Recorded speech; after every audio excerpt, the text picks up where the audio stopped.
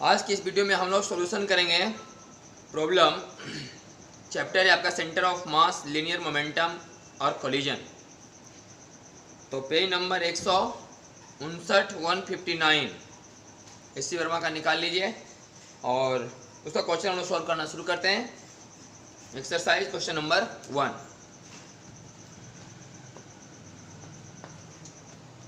Because 3 particles of mass 1 kg, 2 kg, 3 kg are placed at the corner ABC respectively of an equilateral triangle ABC of edge A। कह रहा है कि एक त्रिभुज है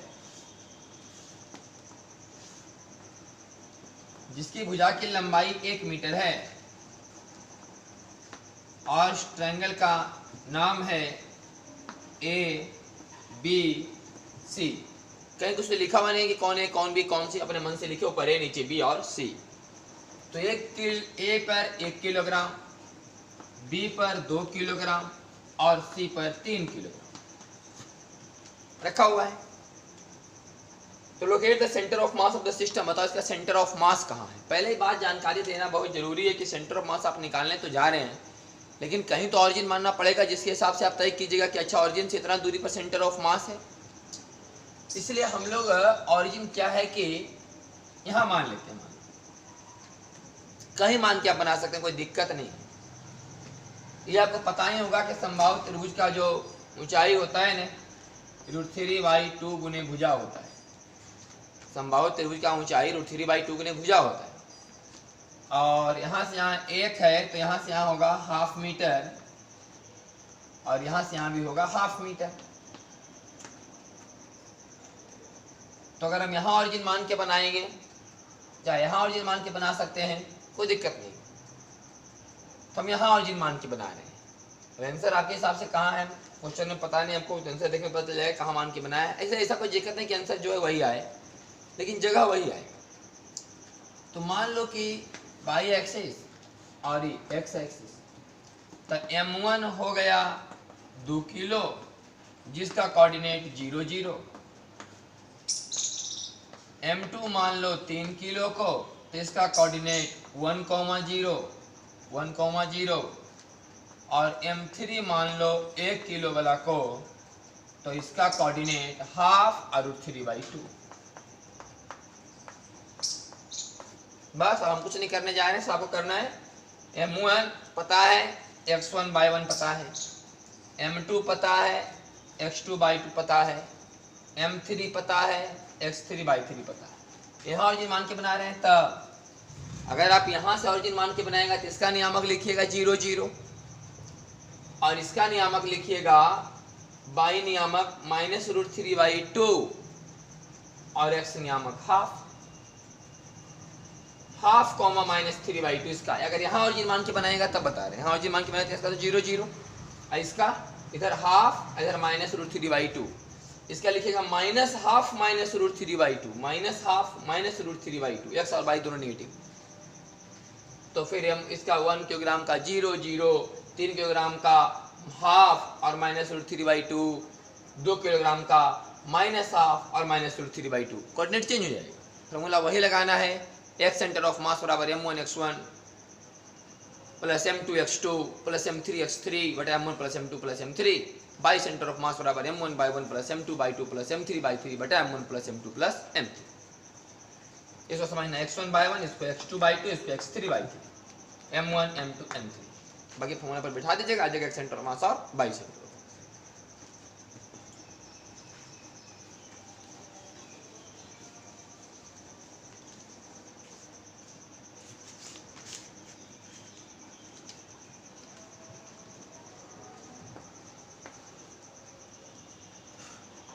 दूसरा लिखा हुआ है कि the structure of A water molecule is shown in figure.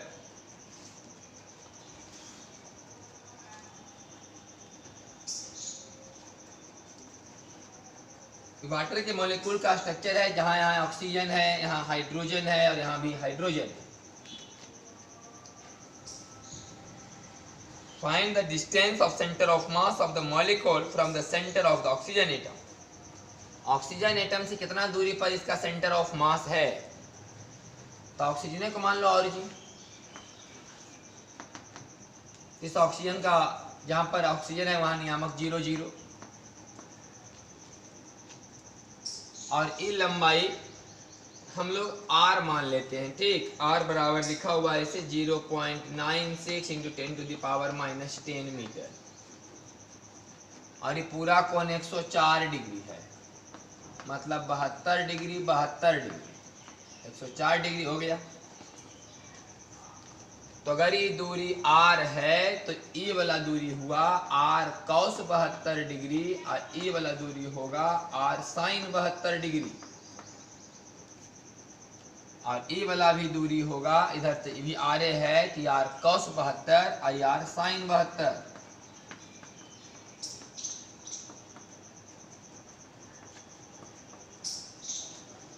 तो इसका ऑक्सीजन है लिखा हुआ, एक वहाँ O है, यहाँ H और H है, तो इसका नियामक 0 0 और इसका नियामक -r sin 72 -r cos 72, इसका नियामक +r sin 72 -r cos 72, इसका नियामक 0 0, इसका नियामक -r sin 72 -r cos 72, इसका नियामक +r sin 72 और -r cos 72, इसका नियामक 0 0, इसका नियामक -r sin 72 डिग्री और -r cos 72 डिग्री, जबकि इसका नियामक r sin 72 degree -r cos 72 degree. ऐसे हो गई। और तो x1/1 x2/2 और x3/3 का पता चल गया। अब बचा मास, तो ये ऑक्सीजन है, तो ऑक्सीजन का मास कितना हो जाएगा और हाइड्रोजन का मास कितना हो जाएगा और यहाँ हाइड्रोजन का मास कितना हो जाएगा। तो हाइड्रोजन का मास हो जाएगा कितना, एक में है ना हाइड्रोजन, तो 1 गुना 10 का पावर -3 किलोग्राम, 1 ग्राम होगा हाइड्रोजन के एक एटम का मास 1 ग्राम, तो 1 गुना 10 के -3 किलो और इसका भी 1 गुना 10 के पावर -3 किलो। ये हो गया। और ऑक्सीजन का कितना हो जाएगा, यहाँ ऑक्सीजन का एक एटम का, तो ऑक्सीजन का लगभग 8 गुने 10 के पावर -3 किलोग्राम।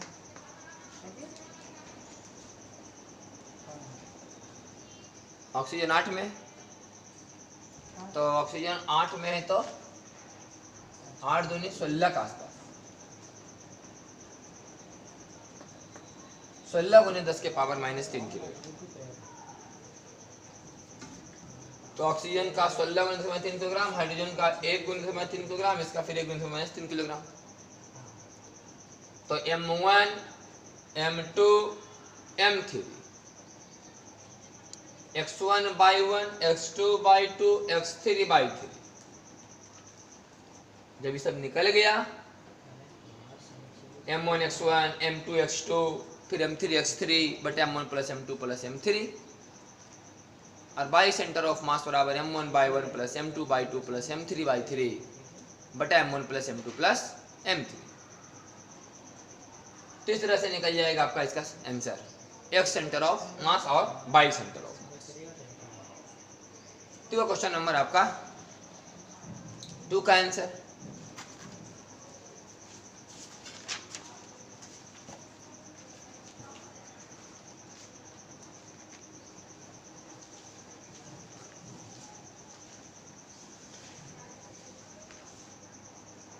इस सवाल में आपको sin 72 cos 72 का मान आपको कैलकुलेटर से निकालना पड़ेगा, क्योंकि दिया हुआ सवाल में है नहीं कुछ 72 डिग्री का मान, तो आपको कैलकुलेटर से मोबाइल से आपको मान निकालना पड़ेगा sin 72 और cos 72, तब जाके क्लियर होगा।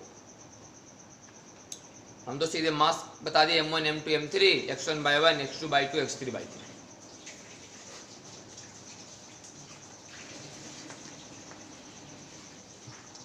तीसरा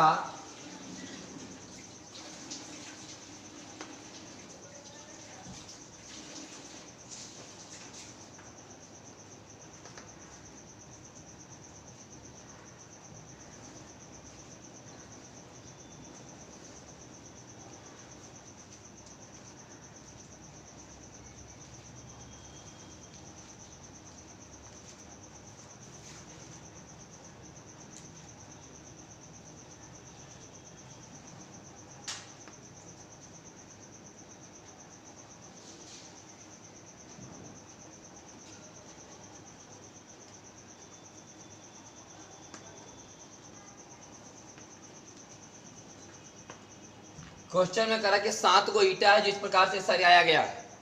7 होमोजेनियस ब्रिक्स, एक ही जैसा 7 ईटा, each of length L are arrange shown in figure. हर एक का लंबाई L है, फिगर में दिखाया गया कैसे रखा गया है। Each brick is displaced with respect to the one in contact by L/10। हर एक L/10 भागा हुआ है, हर एक L/10 भागा हुआ। तो इस ब्रिक्स का सेंटर में सेंटर ऑफ मास होगा। L लंबाई का ब्रिक्स है तो सेंटर ऑफ मास कहाँ होगा? इसका बीच में, यहाँ पर। लेकिन इसका सेंटर ऑफ मास यहाँ कहीं होगा, जो यहां से उधर भागा हुआ होगा L/10। क्वेश्चन कर रहा है हर एक ईटा L/10 भागा हुआ उधर, तो इससे ये जो दूरी है इधर L/10 आगे है, इसका सेंटर ऑफ मास यहां होगा, ये भी उससे L/10 आगे, इसका सेंटर ऑफ मास यहां होगा, ये भी इससे L/10 आगे। हर एक पॉइंट अपने जगह से, ये जो सेंटर ऑफ मास है हर एक बार L/10 उधर भागा, फिर L/10 इधर आएगा, फिर इसके सामने L/10 यहाँ आएगा, फिर ये वाला L/10 यहाँ आएगा। इस सब ईटा का मास कहाँ केंद्रित है वो पॉइंट हम दिखा दिए। अब सवाल कहता है कि find the x coordinate of the centre of mass relative to the origin shown. यहाँ पर ऑरिजिन मान के जरा बताइए कि सेंटर ऑफ मास का x नियामक क्या है। सिर्फ x नियामक पूछ रहा है, y नियामक नहीं पूछ रहा है। तो हर एक ईटा का मास तो सेम ही होगा। तो पहला ईटा का लिखेंगे m1x1, क्योंकि पहला जो है L/2 दूरी पर, पहला ईटा का सेंटर मास L/2 दूरी पर है। m1x1 प्लस m2x2, x2 होगा L/2 प्लस L/10। इसका अगला का लिखाएगा mL/2 प्लस 2 बार L/10। तीसरा ईटा का हुआ m3x3। चौथा ईटा का हो जाएगा mL/2 प्लस 3 बार L/10। m1x1, m2x2, m3x3, m4x4, यहाँ तक लिख दिया हम लोग। अब इस ईटा का लिखाएगा तो क्या फिर से ही वाला लिखाएगा, क्योंकि इसका और इसका तो सामने सामने है, इसका और इसका तो सामने सामने। पहला L/2 पर, दूसरा L/2 प्लस L/10, तीसरा L/2 प्लस 2 बार L/10, चौथा L/2 प्लस 3 बार L/10, लेकिन पांचवा L/2 प्लस 2 ही बार L/10 और पीछे आ गया L/10, मतलब यही वाला। इसको 2 लिख दो, इसका भी लिखा दो। अब इसका लिखना हो तो इसमें कहा 2 जोड़ दो, इसके बदले और लिखा दो। इसका लिखना हो तो इसी ईटा के जैसा वो भी है, L/2 की दूरी पर है उसका भी, तो उसका भी लिख दो। अब बटा 7 x सेंटर ऑफ मास हो गया। तो 7m हो गया ये, और 2m L/2, 2m तो समय कॉमन है भी नहीं, तो करना पड़ेगा थोड़ा बहुत कैलकुलेशन। और क्या, 2m L/2 का मतलब ml,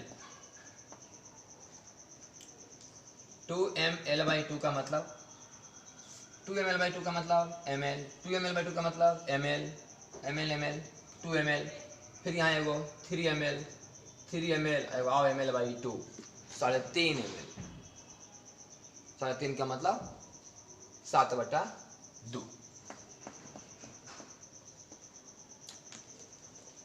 और 2m L/2 तो हो गया 2m L/10, 2m L/10, 4m L/10, 4m L/10, 2m L/10 और 2 दूनी 4m L/10, 2m L/10 और 4m L/10, 6m L/10 और 3m L/10, 9m L/10, m ऊपर लघुत्तम अगर हम 10 ले लें तो 2 × 5 = 10, 7 × 5 = 35 और 35 × 9 = 44, नीचे में 7। तो 22L/35।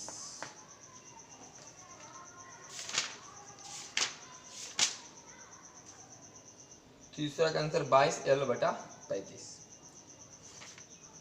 इसका आंसर हमने इसलिए मिलाया ना क्योंकि इसमें ऑरिजिन क्वेश्चन में दिया हुआ था ना कि यहाँ से मान के बना। दूसरा का आंसर आप मिला सकते हैं क्योंकि दूसरा में भी डिसाइड है कि ऑरिजिन कहाँ है।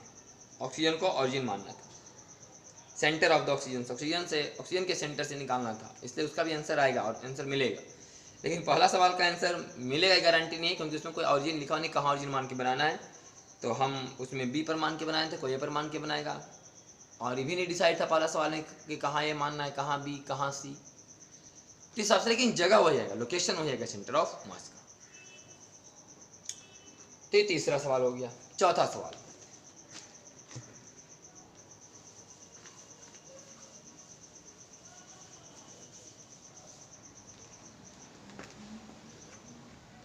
a uniform disk of radius r is put over another uniform disk of radius 2r of the same thickness and density. The periphery of the two disks touch each other.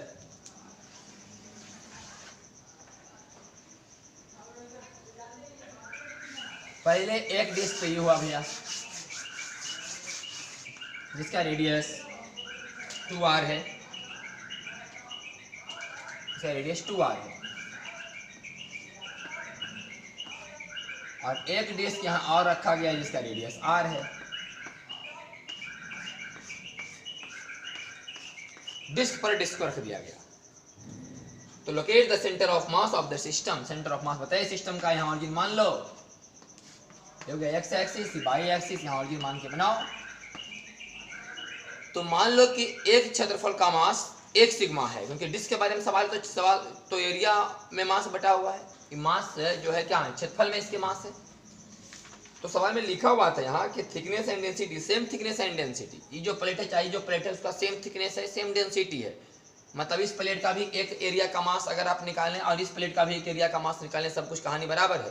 तो मान लो कि एक area का मास 1 sigma KG पर metre square, इस plate का और इस प्लेट का कहानी है, माने एक एरिया का मास 1 सिग्मा, इसका भी और इसका भी।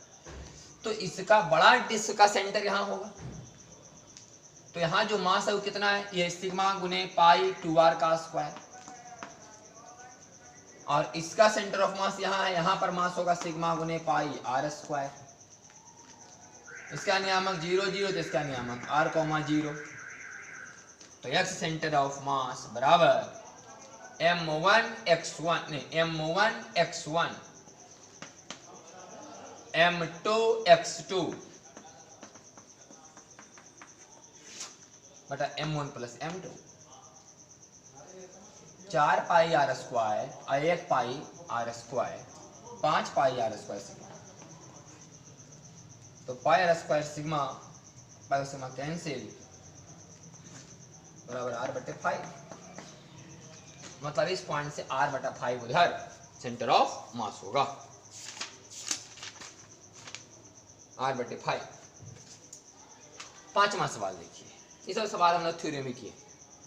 A disk of radius r is cut out of from a larger disk of radius 2r in such a way that the edge of the hole touches the edge of the disk. Locate the center of mass of the residual disk. सवाल यही हुआ है, खाली इस बात का अंतर है कि सवाल इतना डिस्क काट लिया गया है। अब इतना डिस्क की काट लिया गया है तो आराम से बनाएंगे, m1x1 माइनस m2x2 बटा m1 माइनस m2, माने 4 पाई r स्क्वायर सिग्मा में घटेगा 1 पाई r स्क्वायर सिग्मा, तो बचेगा 3 पाई r स्क्वायर सिग्मा, तो आंसर आएगा r बटे 3, लेकिन आएगा माइनस में क्योंकि यहाँ माइनस हो गया है। m1x1 माइनस m2x2 बटा m1 प्लस m2, ये 5वां नंबर सवाल, m1x1 माइनस m2x2 बटा m1 माइनस m2। छठा,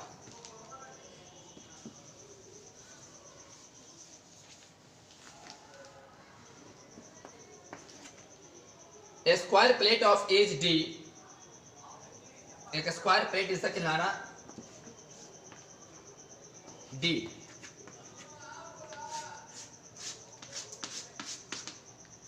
and a circular disc of diameter d, और एक सर्कुलर डिस्क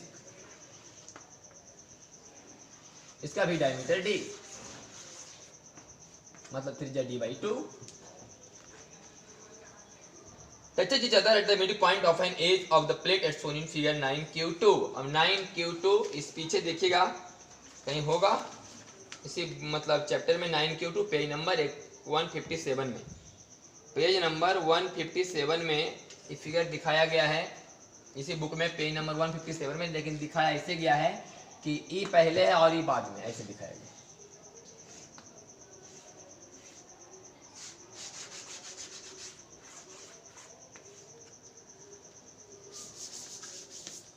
यही है 152 में, पेज नंबर 152 में दिखाया गया है, 157 में, 157 पेज में ये फिगर दिखाया गया है। तो locate the centre of mass of the combination assuming same mass per unit area for the two plates. कहीं कुछ लिखा हुआ नहीं कहाँ सेंटर उंटर मानना है, सीधे बताना है कि इसका सेंटर ऑफ मास बताओ। हम यहाँ मान के बना रहे हैं सेंटर, तो मान लेंगे फिर वही बात, चूंकि प्लेट वाली बात है तो सवाल में ये सब बात लिखा हुआ है भाई, assuming same mass per unit area, इसका एक एरिया का मास इसका एरिया का मास सेम है, तो मान लो कि सिग्मा केजी पर मीटर स्क्वायर, एक क्षेत्रफल का मास एक सिग्मा इसका भी, एक क्षेत्रफल का मास एक सिग्मा इसका भी, तो इसका पूरा मास कितना हुआ है केंद्रित, सिग्मा पाई डी बाई 2 का square, pi r square sigma r की जगह डी बाई 2, और इसका एरिया यहाँ केंद्रित है जिसका होगा सिग्मा ए सिग्मा डी स्क्वायर, बर का क्षेत्रफल भुजा स्क्वायर, बर और आपका बी का क्षेत्रफल पाई आर स्क्वायर, इसका लोकेशन 0 0, डी बाई 2 और डी बाई 2 इसका डी कॉमन 0। हम निकालते रहिए एक सेंटर ऑफ मास, बाई तो निकालने से कोई फायदा है नहीं, बाई नामक दोनों का 0, एक सेंटर ऑफ मास बराबर m1 x1 sigma pi D by 2 का square into x1 plus m2 x2 sigma D square into D बटा m1 प्लस m2।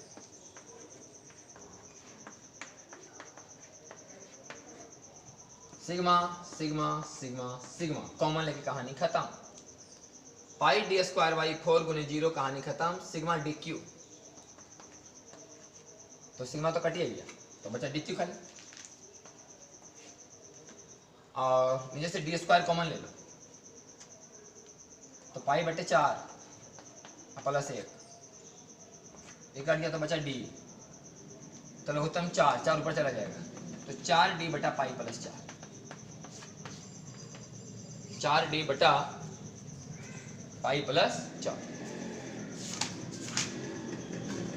4 डी बटा पाई प्लस 4, ये आंसर आएगा आपका क्वेश्चन नंबर 6 का।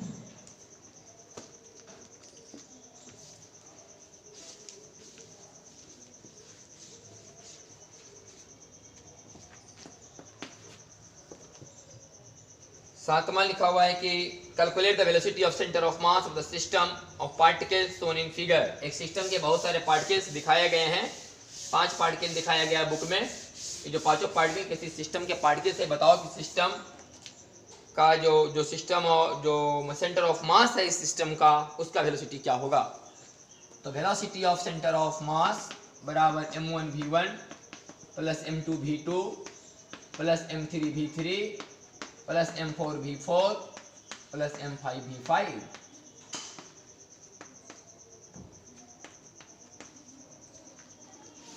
बटा m1 plus m2 plus m3 plus m4 plus m5। तो निकालिए आंसर, m1 मान लो, एक m1 1 किलो का m1 मानो तो 1 लिखो सीधे 1, और उसका वेलोसिटी 1 किलोग्राम बला को अगर आप 1 किलोग्राम बला को अगर जो वेलोसिटी है उसका 1.5 मीटर पर सेकेंड, अगर उसको आप तोड़ने के लिए जानते हैं वेक्टर का रूल, तो आप उसको लिख सकते हैं कि 1.5 cos 37 डिग्री माइनस आई प्लस 1.5 sin 37 डिग्री माइनस जे, ऐसे ये हो गया m1 v1। क्वेश्चन में आप देखें तो जो डायरेक्शन आपको दिख रहा है ऐसे डायरेक्शन दिखाया गया है,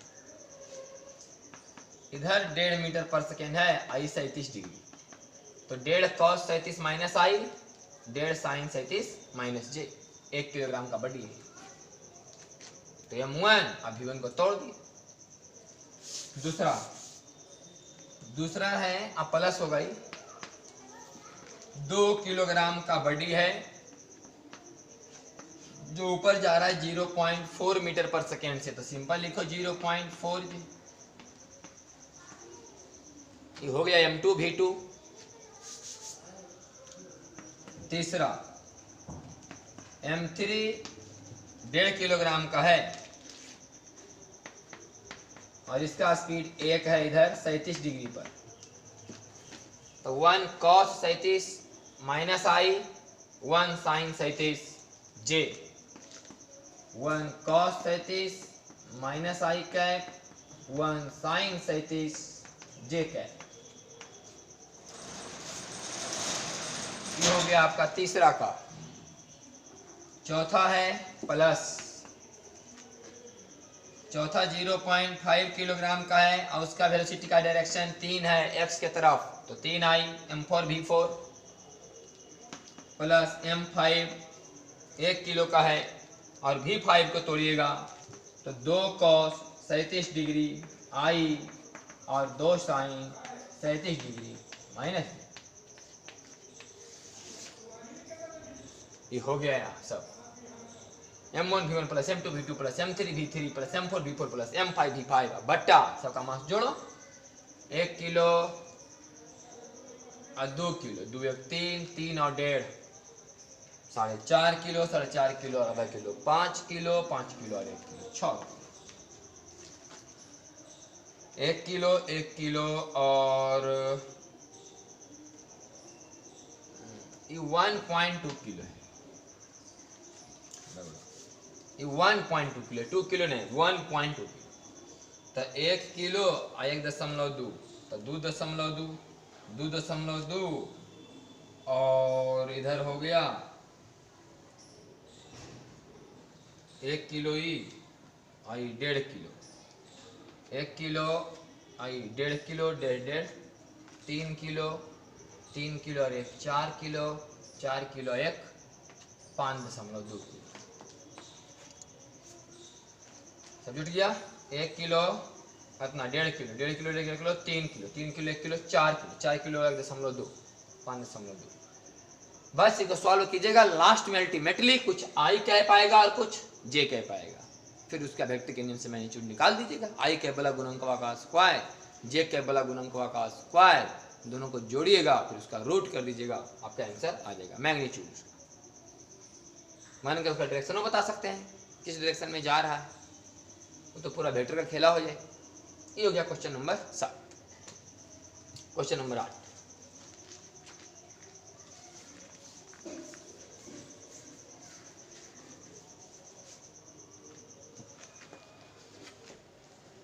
two blocks of mass 10 kilo 20 kilo are placed on the x axis.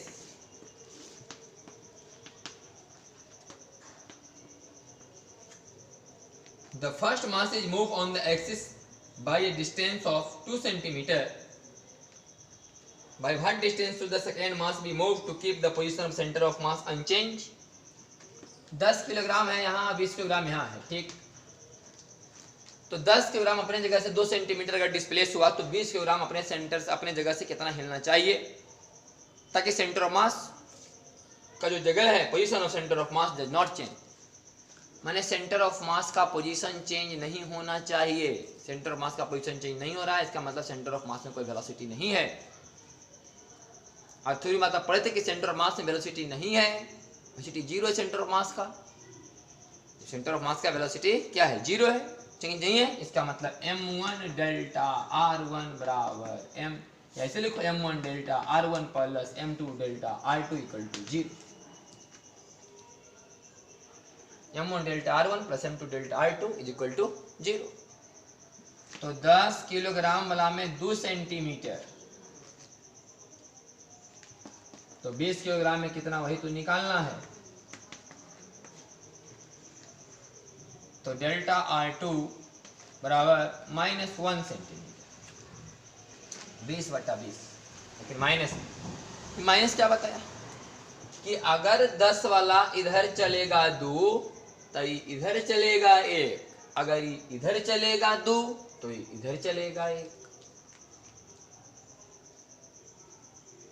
अगर 2 सेंटीमीटर आप प्लस में लिखें तो आप ये मान के लिखें कि 2 इधर चला, तो आपका आंसर आ गया माइनस। इसका मतलब जब इधर 2 को प्लस माने थे तो एक माइनस में अगर इधर न मानिएगा, मैंने 10 वाला 2 अगर इधर चले तो 20 वाला इधर 1 चलेगा, तब सेंटर मास सोची का जी रहेगा। अब अगर ये 10 वाला 2 इधर आप मान के बनाए तो इधर चलेगा। अगर इधर प्लस मान के बना रहे हैं 2 तो आपका आंसर माइनस आया, इसका मतलब उधर चलेगा। इधर प्लस मान के बना रहे हैं, आंसर आया माइनस है, इधर चलेगा 20।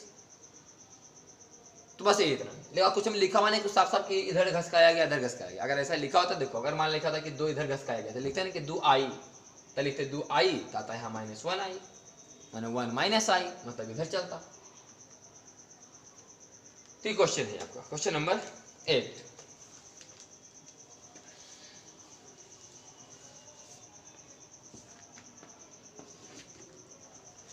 Two block of mass 10 kilo और 30 kilo are placed along a vertical line. The first block is raised to a height of 7 centimeter. एक ब्लॉक 10 किलो और एक ब्लॉक 30 किलो। अगर पहला ब्लॉक 7 सेंटीमीटर राइज करता है, अपना जगह चेंज करता है, by what distance should the second mass be moved? तो दूसरा को कितना चलना चाहिए? Second must move to rise the center of mass by 1 centimeter, ताकि इसका सेंटर ऑफ मास भी एक ऊपर भाग जाए। अब इसका कहीं मान लो सेंटर ऑफ मास यहाँ है, तो कह रहा है कि 10 किलोग्राम वाला 7 सेंटीमीटर ऊपर चलेगा और सेंटर ऑफ मास को 1 सेंटीमीटर ऊपर भागना है। तो बताओ किसे कितना किधर चलना चाहिए? अगर 7 ऊपर चढ़ गया, सेंटर ऑफ मास 1 भाग गया, तो कितना इसे हिलना चाहिए ताकि सेंटर ऑफ मास 1 भाग जाए? अगर ये 7 चढ़े और इनको चढ़े आओ तो सेंटर ऑफ मास 1 भाग जाना चाहिए। आपको पता है कि डेल्टा आर सेंटर ऑफ मास बराबर हम लिखते थे m1 delta r1 plus m2 delta r2 बटा m1 plus m2।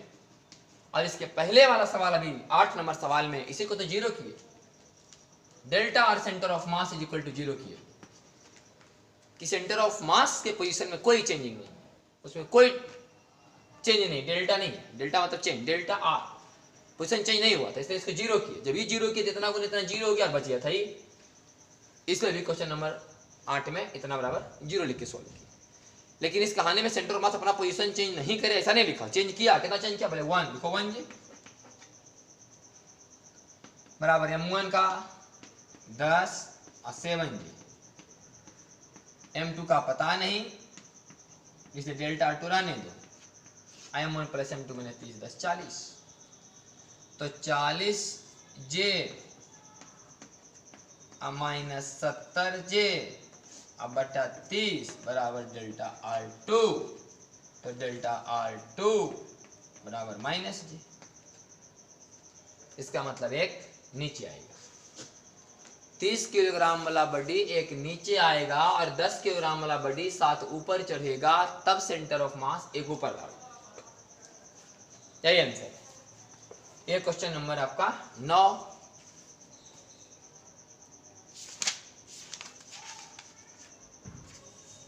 No 1 centimetre downward. अब आते हैं क्वेश्चन नंबर 10 में।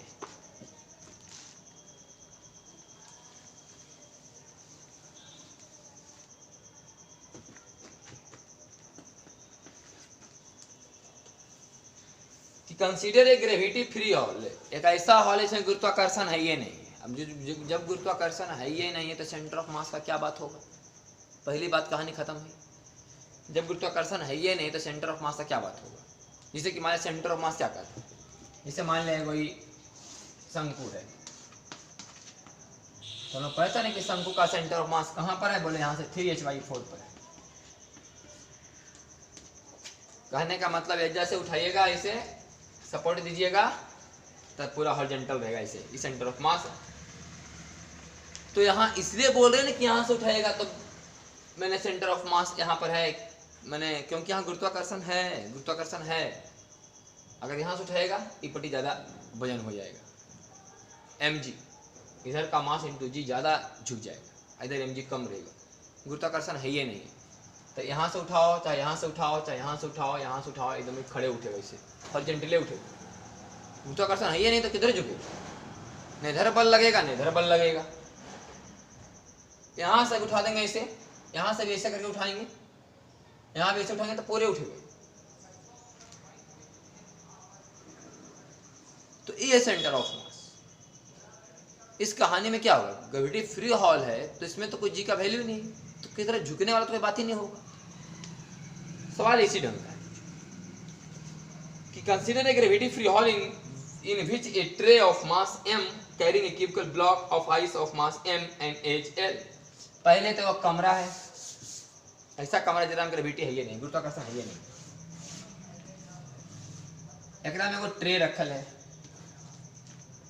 ट्रे रखा हुआ है तो बर्तन, आइस पर वो बर्फ का टुकड़ा m मास का, जिसका भुजा का लंबाई l है, घन के आकार का बर्फ का टुकड़ा, और ट्रे का मास m है। ट्रे का मास चाहे बर्फ वाला मास मासे है, एकदम वजन बुझाता नहीं होगा, ग्रेविटी फ्री हॉल है तो।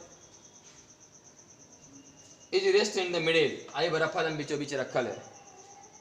इफ द आइस मेल्ट्स, अगर बर्फ पिघल गया, by what distance does the centre of mass of the tray plus the ice system descends, तो कह रहा है इसका सेंटर ऑफ मास कितना नीचे गिर जाएगा। कहने का मतलब यह है इसका कि सेंटर मास यहाँ कहीं होगा, बर्फ का एल है बात तो बीच में, मैंने कहने का मतलब यहाँ से L/2 पर ऐसा कुछ बोला जाता है, लेकिन इससे कोई मतलब ही नहीं है, क्योंकि इस कहानी में जो पूरा का पूरा सिस्टम रखा हुआ है ग्रेविटी फ्री हॉल में, गुरुत्वाकर्षण है ही नहीं, तो सेंटर मास का कोई अस्तित्व ही नहीं रह जाता है। तो ये इस कहानी का जो आंसर है 10 में 0 कि if the ice melts by what distance does the center of mass of the tray plus the ice system descends, मैंने कितना सेंटर मास कितना नीचे चला गया, कोई सेंटर मास का बात ही नहीं, कितना नीचे चला जाएगा ऊपर चला जाएगा। इस कहानी में पूरे इस कमरा में ग्रेविटी नहीं है, गुरुत्वाकर्षण है ही नहीं। जब गुरुत्वाकर्षण नहीं है तो कहीं वेट का बात ही नहीं उठता है। हाँ, अगर वेट वाला बात होता तब जाकर बताए ना कि यहाँ पर ये तो जब वेट वाला बात होता फिर कमरा काहे ला रहता। ये तो इस तरह से क्वेश्चन बनाया गया कि ऐसा कमरा है जिसमें गुरुत्वाकर्षण नहीं है, तो सिस्टम मेन रूप से सिस्टम क्या ही है, वो तो बस बताया गया कि कमरा है, मान लो कि यही कमरा है, इसमें रखा हुआ है। तो अगर ऐसे में बोलता कि सेंटर ऑफ मास बताइए, हम लोग बोलते हैं ना भाई कि इसका जो पूरा ब्लॉक का सेंटर ऑफ मास यहाँ है, और इसका जो सेंटर ऑफ मास है, इस ट्रे का सेंटर ऑफ मास यहाँ है, तो ब्लॉक का सेंटर ऑफ मास यहाँ है और ट्रे का सेंटर ऑफ मास यहाँ है, मैंने एक एम यहाँ है और एक एम यहाँ है, और फिर इन दोनों का अपना एक सेंटर ऑफ मास कहीं निकाल लेते। इस क्यूब का सेंटर ऑफ मास यहाँ है, इस ट्रे का सेंटर ऑफ मास यहाँ होगा, तो इसका मास पूरा यहाँ केंद्रित होगा, इसका मास पूरा यहाँ केंद्रित होगा, एक पार्ट के लिए दूसरा पार्ट के लिए, इसके बीच का दूरी L/2, सेंटर ऑफ मास कहीं कहीं निकल लेता। करा कि अभी पिघल गया तो बताओ कि सेंटर ऑफ मास कितना डिसेंड हुआ, कितना नीचे गिर गया। कोई नीचे गिरने ऊपर उठने वाला बात नहीं है इसमें। जैसे यहाँ और यहाँ का सेंटर ऑफ मास कहीं यहाँ आया होगा, अब कह रहा कि मान पिघल गया तब सेंटर ऑफ मास कहीं नीचे तो नहीं आ जाएगा ना, ऐसा कोई जिक्र नहीं होना इसमें। ऐसा कोई इसलिए बोल रहे हैं क्योंकि पूरा का पूरा हॉल ग्रेविटी फ्री है, कहीं गुरुत्वाकर्षण का चर्चा ही नहीं, तो कहीं वेट का जिक्र ही नहीं होगा। जब वेट नहीं है तो किधर झुक जाएगा किधर उठ जाएगा ऐसा कोई बात ही नहीं होता। तो सेंटर ऑफ मास गिर जाएगा ऐसा कोई वैल्यू नहीं है, सेंटर ऑफ मास गिरेगा नहीं। आंसर लिखा हुआ है कि 0। अब आए क्वेश्चन नंबर 11, पढ़ने दीजिए, अगले क्लास में कराएंगे 11।